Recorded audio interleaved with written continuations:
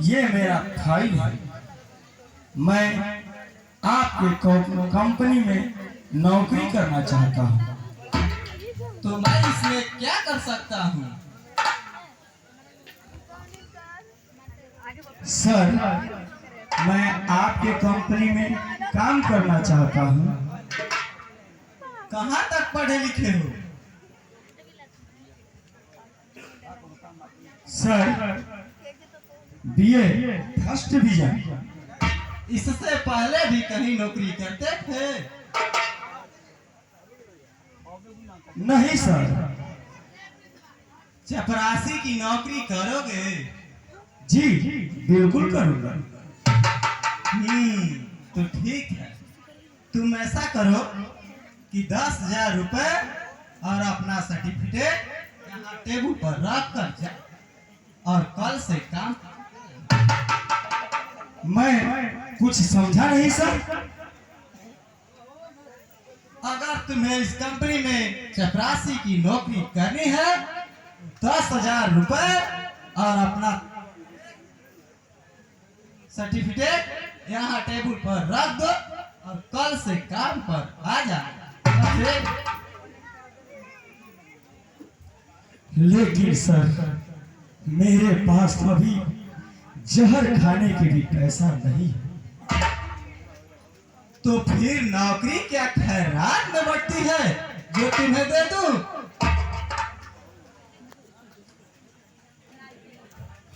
लेकिन सर, ये तो रिश्वत ले रहे हैं, जो कि गैर कानूनी धंधा है। देखो मिस्टर अमर, कानून मैं भी जानता हूँ। अरे आजकल तो भगवान भी बिना रिश्वत के आसानी से नहीं मिलते। फिर तुम्हें नौकरी बिना रिश्वत के कौन देगा?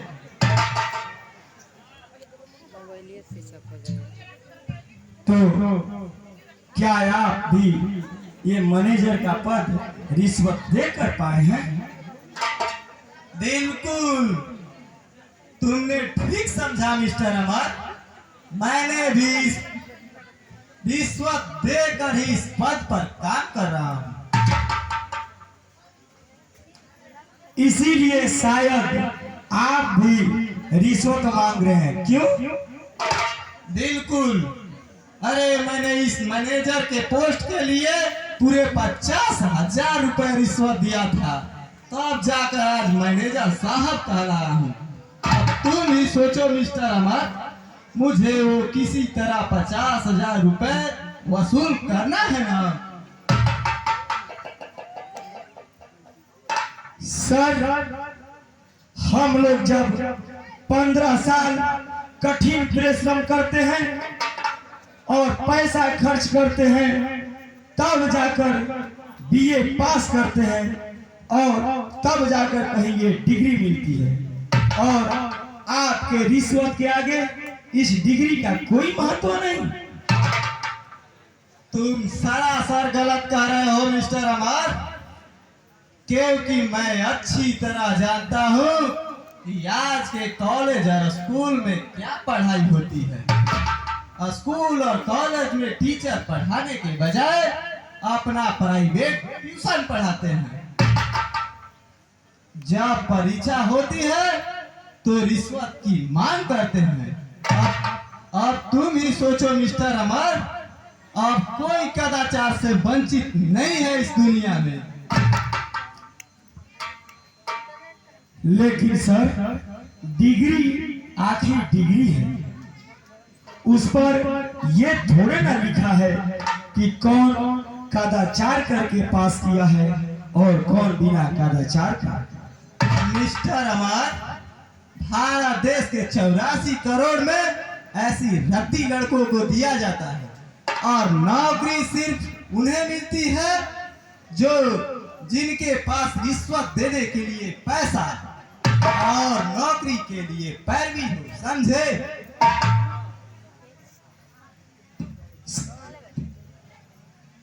सर, आप मेरे सर्टिफिकेट का मजाक उड़ा रहे हैं। मैं रिश्वत लेने के संबंध में आपकी शिकायत पुलिस स्टेशन में करूंगा। जाओ मिस्टर अमर, शौक से जाओ और जाकर कंपनी की शिकायत पुलिस स्टेशन में जाकर करो। मगर एक बात हमेशा याद रखना कि इससे तुम्हें कुछ फायदा नहीं होगा, क्योंकि वो पुलिस इंस्पेक्टर भी इस कंपनी से हर महीना 50,000 रुपए रिश्वत के नाम पर ले जाता है। हे भगवान, लगता है इस दुनिया से सच्चाई और ईमानदारी खत्म हो गया है और उसके जगह पर भ्रष्टाचार, रिश्वतखोरी और बेईमानी का बोलबाला हो गया है। मिस्टर अमर, अभी आप दुनिया देखने के लिए निकले हैं। अभी आप घूमिए और घूमकर दुनिया देखिए, तब जाकर आपको पता चलेगा कि इस दुनिया में हर चीज बिकाऊ है। मैनेजर साहब, मुझ पर रहम कीजिए, किसी तरह मुझे नौकरी पर रख लीजिए। आप जो भी काम देंगे मैं वो करूंगा। अब कोई फायदा नहीं है मिस्टर अमर, मैं अब कुछ नहीं कर सकता, क्योंकि मुझे ऊपर से जैसा आदेश होता है मैं वैसा ही करता हूँ। मैं अब कुछ नहीं कर सकता।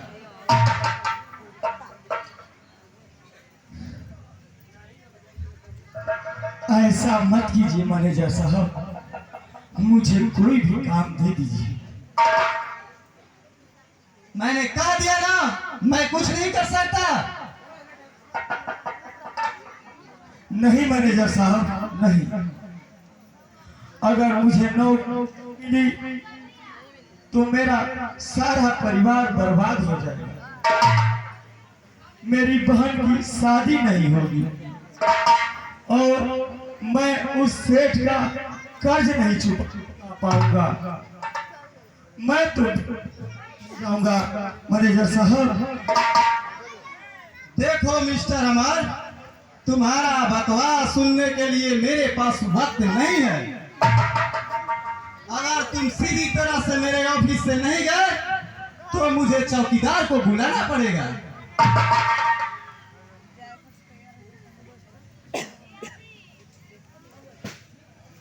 मैनेजर साहब, शायद आप नहीं जानते कि मेरे पास क्या मजबूरी है।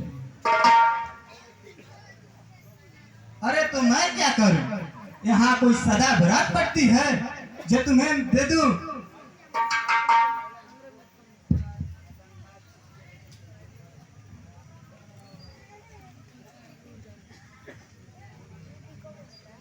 अरे जा जा, मेरा वक्त बर्बाद मत कर।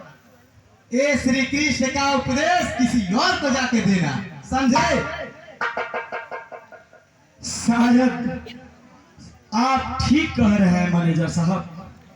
जिस देश में आपके जैसा भ्रष्ट और रिश्वतखोर लोग हों, वहां भ्रष्टाचार, अपहरण जैसी समस्याएं बढ़ती ही जाएगी। You shut up and get out from here.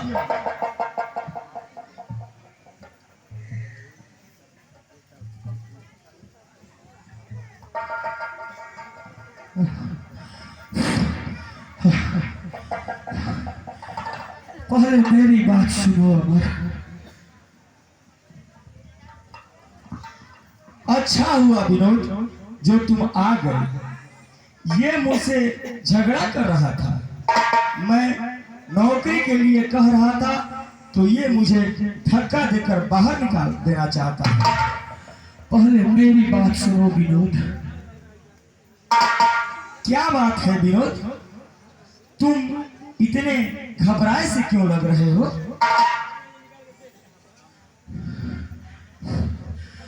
अरे क्या बताएं अमर, तुम्हारी तो किस्मत ही उजड़ गई। वक्त ने तुम्हारे साथ बहुत बड़ा मजाक किया अमर।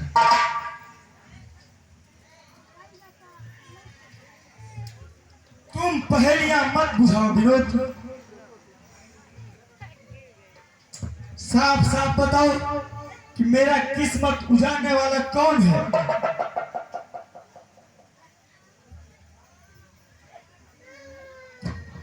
तुम्हारे यहाँ चले आने के बाद सेठ बनारसी लाल ने तुम्हारी बहन का अपहरण करवाया और इज्जत के साथ खिलवाड़ किया। जब वो मर गई तो उसे दूर जंगल में ले जाकर फेंक आए। जब गांव वालों ने उस लाश को पहचाना तो तुम्हारे घर ले आए। पहले घर चलोगे अमर? अरे विनोद, अब मैं घर जाकर क्या करूंगा? अब घर में बचा ही क्या है? एक मेरी बहन थी, वो भी मुझे छोड़कर चली गई। अब मैं किसके लिए घर जाऊं विनोद?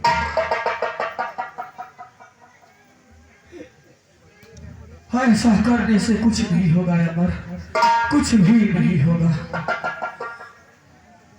पहले तुम्हें सेठ बनारसी लाल को सबक सिखाना है अमर, सबक सिखाना है। तुम घर तो चलो। मैं नहीं विनोद, मैं घर जाकर रिमझिम का मारा हुआ वो कैसे देखूंगा?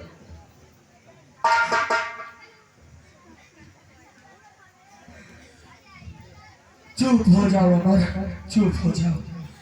पहले घर तो चलो, तुम्हें मेरी कसम